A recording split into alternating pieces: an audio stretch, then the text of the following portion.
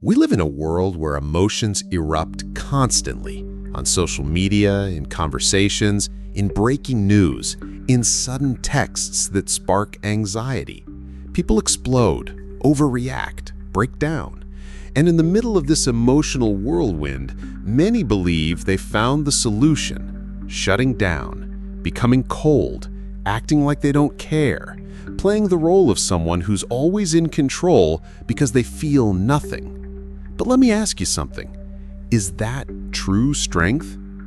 In this video, you're going to understand why being emotionally cold isn't a sign of power. It's often a sign of fear. You'll see that real strength isn't loud, isn't reactive, and isn't about cutting off your emotions. It's about presence. It's about clarity. It's about mastering your reactions, not pretending they don't exist. Stoicism, ancient philosophy, and modern psychology all agree. Strength is not suppression, it's integration. True power is calm, it's rooted, it's silent but steady. It doesn't need to prove itself, and yet it's felt deeply by those around it. Let's be honest, many people confuse coldness with emotional resilience. They think that if they don't show emotion, it means they've evolved. That if they act indifferent, they've gained control.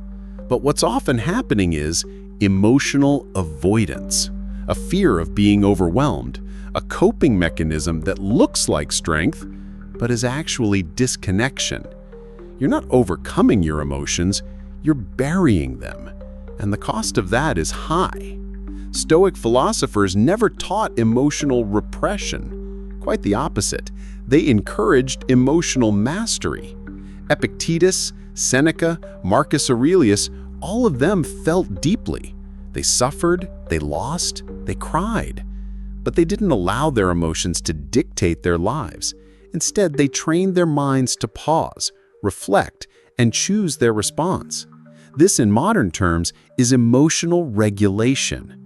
Psychology tells us that the key to well-being isn't avoiding emotions, but processing them consciously, choosing how to act instead of reacting blindly. Marcus Aurelius lost children. He went to war. He faced betrayal, epidemics, and political chaos. And yet, he maintained his composure. He wrote in his journal not to appear wise, but to survive his own storms. His private reflections, what we now call meditations, show a man working daily to be present, to stay aligned, to avoid collapsing under the weight of life. That's not coldness. That's commitment. That's discipline. That's strength. Today, we live in a hyper-reactive society. Everything demands your attention. Every message triggers emotion. Every disagreement becomes a war. And most people are constantly overstimulated, always on edge. In that context, it's understandable why some want to shut down emotionally. It feels like the only way to cope. But that path doesn't lead to peace, it leads to numbness. And numbness is not strength, it's disconnection. Stoicism, like modern psychology, teaches that emotions are signals. They're not enemies. Anger can reveal where your boundaries are being crossed. Sadness can show what matters to you. Anxiety can point to your values and fears. When you ignore or suppress these signals, they don't disappear. They grow louder in the background. You don't silence your pain, you silence your awareness of it. And awareness is the foundation of choice. Seneca famously compared anger to a storm.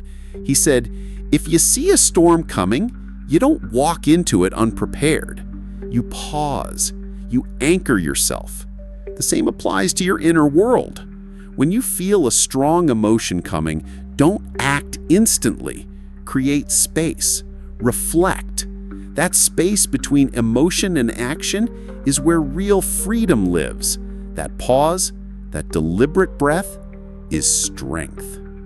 Epictetus famously said, "It's not what happens to you, but how you react to it that matters." This is the essence of what psychologists today call the internal locus of control.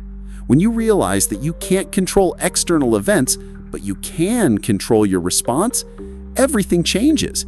You stop being a victim of circumstances and start becoming the architect of your inner world. And here's the truth. Being unshakable doesn't mean being unfeeling. It means being grounded. It means having emotions, but not letting them dictate your values. It means facing fear and acting with courage anyway. Feeling sadness and still showing up. Experiencing anger, but choosing dignity over destruction. That's not coldness. That's maturity, and it's rare. This kind of strength doesn't come from one big breakthrough. It's built through small choices, daily decisions, journaling your thoughts, reflecting on your reactions, choosing not to snap when you're triggered, taking a deep breath instead of sending that angry message, sitting with discomfort instead of numbing it. These tiny, invisible acts, they add up. They sculpt your character. They build your resilience one pause at a time. And the science backs this up. Neuroscience shows that the more we practice conscious responses, the more we strengthen the brain's capacity for self-regulation. You're not stuck with your habits. You're training your nervous system with every choice you make.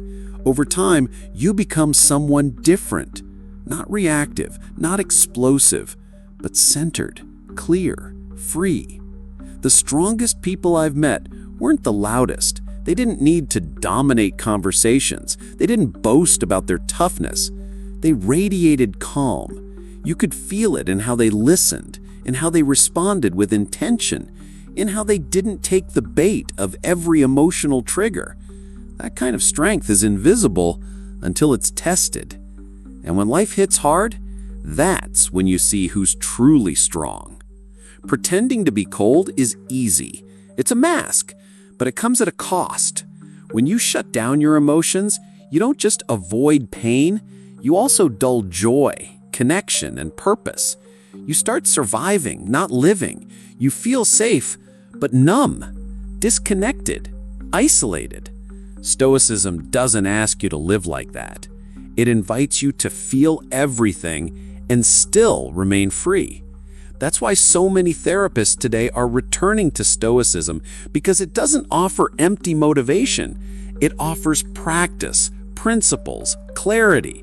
It doesn't ask you to believe, it asks you to try. And when you do, you begin to notice small shifts. You stop reacting to everything. You start observing more. You find space where there used to be chaos. You find choice where there used to be compulsion. This is the path to true strength. Not perfection, not emotional silence, but grounded wisdom, present awareness, emotional sovereignty. And in a world where everyone's trying to look strong, real strength doesn't need to be seen. It's felt. If this message resonated with you, it might be time to let go of the image of strength and start building the real thing, not from ego, but from consciousness, from discipline, from inner peace.